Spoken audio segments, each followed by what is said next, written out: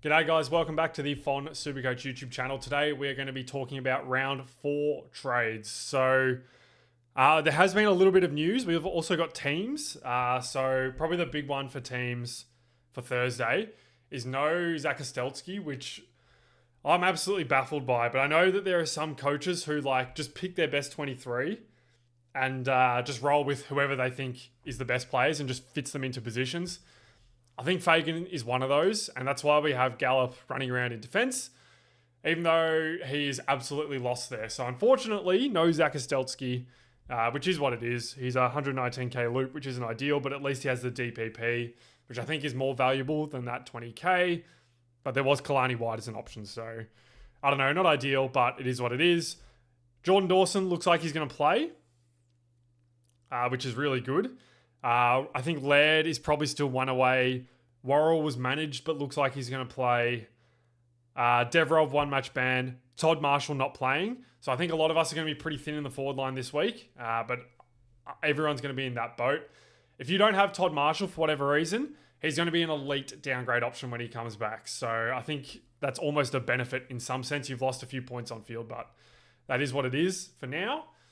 And the big one was Christian Petrarca has been listed as 1 to 3. So I am in a position where I don't have a lot of trades. So I am going to hold this and gamble on him not being 3 weeks away. I think he'll miss next week, but the one after, I am very interested in getting him in for. I believe it's Essendon. Is it Essendon? No, it's Sydney. So Sydney and Gatherround, Norwood Oval. So that's got to be a good ground for Petrarca as well. So I'm based on the initial report saying it wasn't that bad.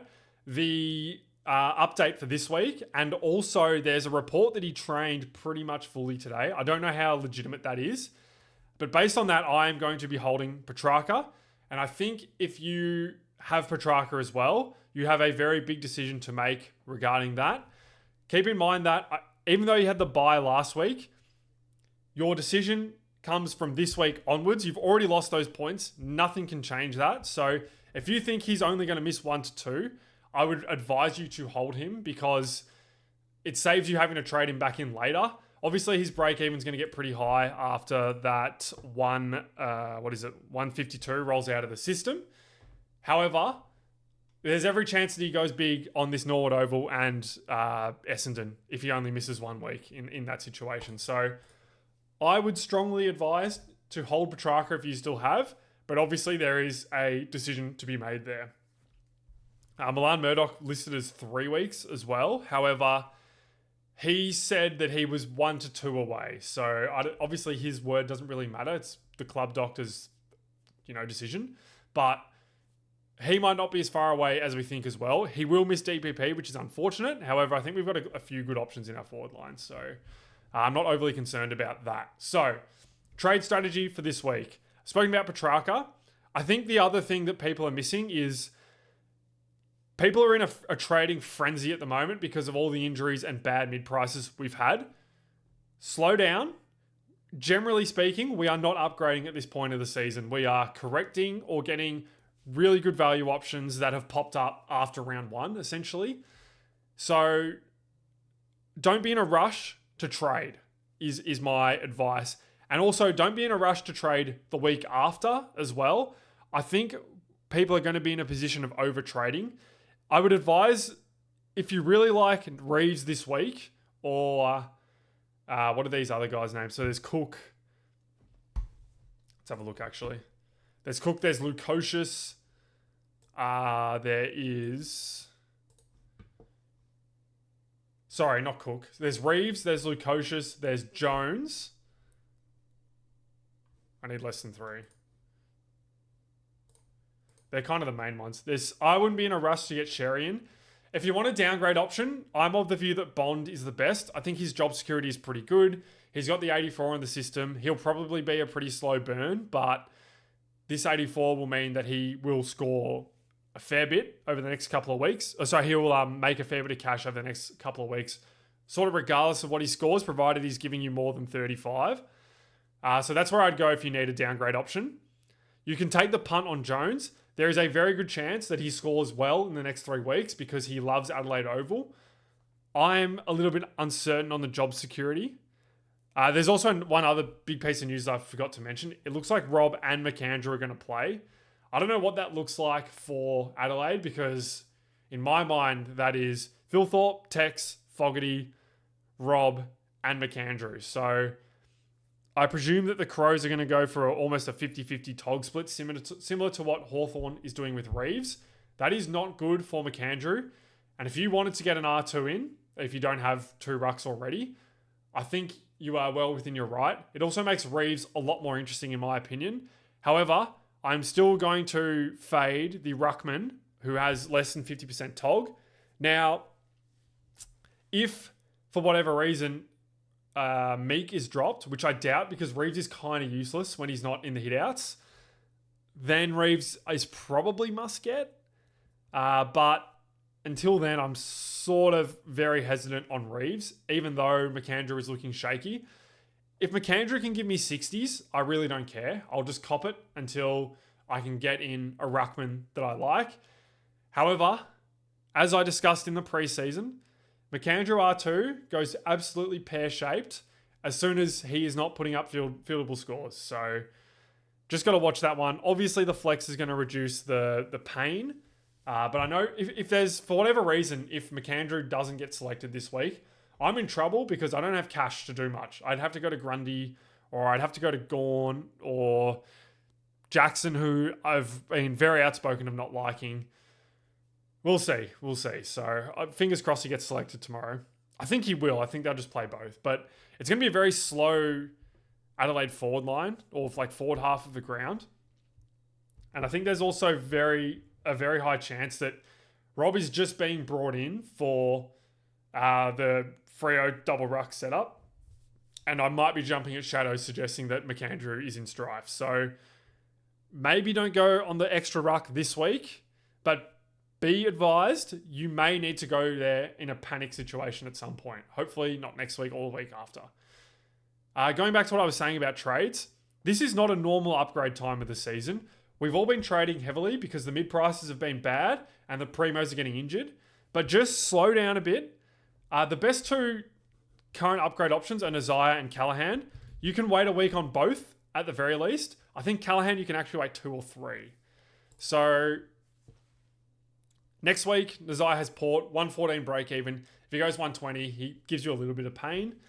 I presume that Port will find someone to actually run around with him. I wasn't certain about that originally, but given what the other teams are doing, and given that Port historically has been able to find someone to run around with Nazaya, like I don't know if it's Drew who gets him or something like that, but I think there's going to be some attention, whereas these next teams won't. I think you can wait for him. So if you're going to upgrade next week, Nazaya's your guy. The week after, if you upgrade to Nazaya next week, you're probably not going to be upgrading the week after. I'm expecting attention in this game to Finn Callaghan, and I'm expecting Finn O'Sullivan in this game. So you can probably look to bring him in either before this Gold Coast game or just after, when he goes Essendon, West Coast, Melbourne, St Kilda. Although St Kilda probably... St Kilda didn't give him attention in this game. Oh, there was stoppage attention from Garcia. But anyway, the run for Finn Callaghan will likely be good. This ground is probably going to be a big score, but it's a 130 break even. So I'm willing to say with 2 tags after that, I'm happy to wait. Which brings me to the upgrade option, the main one this week in the midfield. So I think if you don't have Myers, he's probably my favourite. But Max Holmes, this Hawthorn matchup probably isn't great. History suggests that. I do think the Hawthorn midfield looks like it is going to struggle more with midfielders this year. So I think this sort of scoring is unlikely to repeat itself. The reason for that is the changes to the ruck rules has caused the midfield systems to change. I think that has harmed Hawthorn the most, where they have a lot of slower inside types or their outside types aren't as good at the contest, which helps Holmes in this matchup in particular. And then Norwood against West Coast. So typically this West Coast matchup would be a massive plus matchup. However, Norwood has not been conducive of good outside player scoring. So I've really detected 3 guys who are primarily outside mids who score at Norwood. Or 2 guys, actually. The first one is McCluggage, who the last 2 times he's played there, he's gone quite well, but he's had high contested rate and high score involvement rate. So whilst Holmes is very capable of doing that, I don't think his contested is as good as McCluggage. So I would be willing to suggest that he won't go massive on this West Coast team. The other one is Nazaya last year, who I think kicked 3 goals. So that's obviously going to inflate his score. However, this Bulldogs game at GMHBA is probably not typically a bad matchup. And then Port, North, Collingwood is going to be Cupcake City. I don't know if Sydney will go to him. I think they go to Baz, but I'm not sure if they do choose to go to someone, which I think they will given Goulden's out. So that's my thoughts on upgrades. I'm still going home. So my trades this week are looking like this at the moment. The only reason this would change is if Reeves is solo ruck or McAndrew is dropped. And in that situation, I would probably fade Holmes for Reeves, I think, and just upgrade to Nazai next week or Finn Callahan, depending on how I'm feeling. So that's sort of where I'm at. So yeah, there aren't really great options this week. I think Holmes is a touch expensive, but I've had enough of carrying cash, so I'm going there. Grant Myers is a really good one, I think. I think he's 104 in his last 15 games. And I think this Hawthorn matchup will be reasonable for him. Again, Norwood not great for outside types, but you could see it happen. Myers also tackled up a Storm last week, so he can score in the contested conditions. So I don't mind Myers. I don't mind Holmes. If you're after a ruck, even though I'm a Melbourne supporter, I'm a little bit anti-Gawn. The run is good after Wits. However, this run is quite good until Sydney, but then he gets Flynn, which is a donkey matchup. Gawn has been unbelievable in these 3 games. This first game, it was 70-point last quarter. This game, unbelievable. This game, unbelievable. The age regression is going to hit. The midfield he's tapping to is bad, contested-wise. I'm willing to bet against that. As crazy as that sounds, Gawn has been obviously the best fantasy ruck scorer ever. But I do think it's becoming problematic. I could also see, I think Damien Barrett described Essendon as the worst team since Fitzroy, which I think is probably a little bit stiff. One of those West Coast years, and there was a Melbourne year where we got done by 100 points every week. I think are worse than where Essendon are at, but anyway, not really relevant. I think Essendon are going to be low stoppage team because they're sort of getting beat around the contest. Their ruckman is not good, and they can't defend. So I don't think there's any reason for them to actively seek out a contest game with ball in hand. And I think defensively, they just aren't good enough to force long down the line kicks. So I have a feeling they're going to be low stoppage, which we saw last week. I don't want to talk about last week again, but I think they're going to be one of the teams that struggles to get contests within their game. So I'm hesitant to say this matchup is really favourable because I'm not convinced it will be. And that's not because Blackiston is good. It's just the situation surrounding Blackiston. So that's my thoughts. I spoke about in my last video punting Lindsay and Butterick. This Gold Coast matchup has typically been good for halfbacks. And we know what Essendon's like at the moment. Maybe we get the spike scores for Lindsay in the next 2 weeks and he starts making cash. Butterick also has Essendon this week. But then Hawthorn's a little bit tougher. So after that, it might be time to cash him in. But we'll see. We will see. So that's where I stand with trades for the moment. Short video tonight. I don't think there's enough options to really delve into it. I would hesitate going to Lukosius. I think he's going to be playing key forward. Just because he has come out and actively said he does not want to play defense. And key forward, even with good matchups, is shaky. Just look at what Charlie Curno's done at the start of this season. And even last season, I think he had a run of good matchups where he averaged like 45 or something for. So just be very hesitant of going to key forwards based on matchups. I've seen a bit of Sam Darcy. Probably fills up on Essendon. I don't think anyone's going to argue that. So many Darcys.